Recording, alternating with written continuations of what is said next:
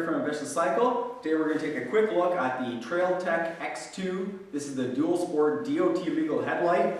We're not too fond of the factory Suzuki unit. It's looking a little bit dated. Headlight doesn't put out that much light. So we bought one of these. We're going to install it on this bike. We're going to check out the lighting output. Just so we have a comparison here, we've got our factory headlight on low right now, and this is the high beam. Lights up a little bit more than our front fender, but not a lot more. Let's get this X2 light installed and see what it does. So the factory headlight is held in place with some Phillips head screws. There's one right up here on the side, another one down here in the bottom, and another one over on the other side. Our first step is to remove those screws.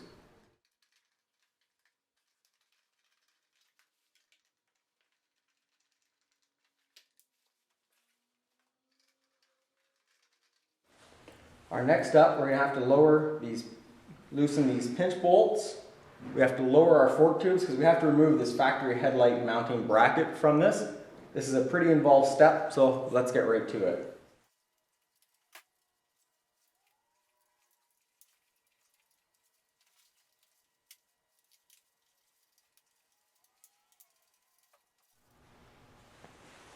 So we have to remove this factory light mount.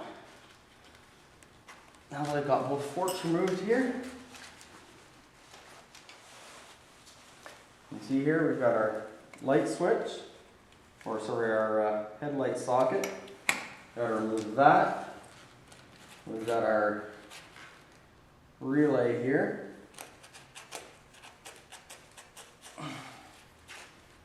The relay is really determined to stay attached. All of this stockness, all this weight, goodbye. Next step here, we have to re-slide up our fork tubes and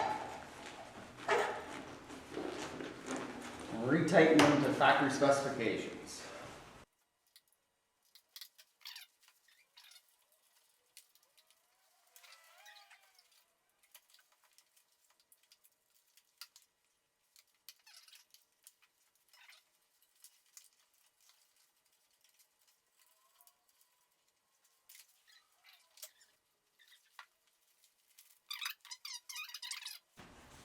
As you can see, our wiring is a lot tighter than the factory setup.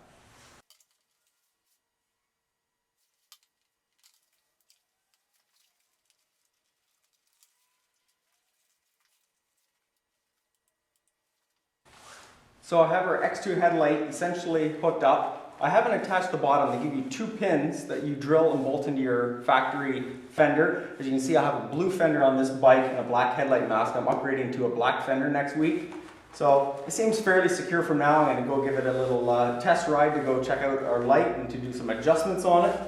But essentially, that's all there is. Essentially, you got to pull off the factory headlight mounting, which is the most difficult task of the whole job, and then rewriting your wiring and your cabling behind so that it doesn't bind a full lock either direction. And then essentially mount up your headlight mask with these rubber straps.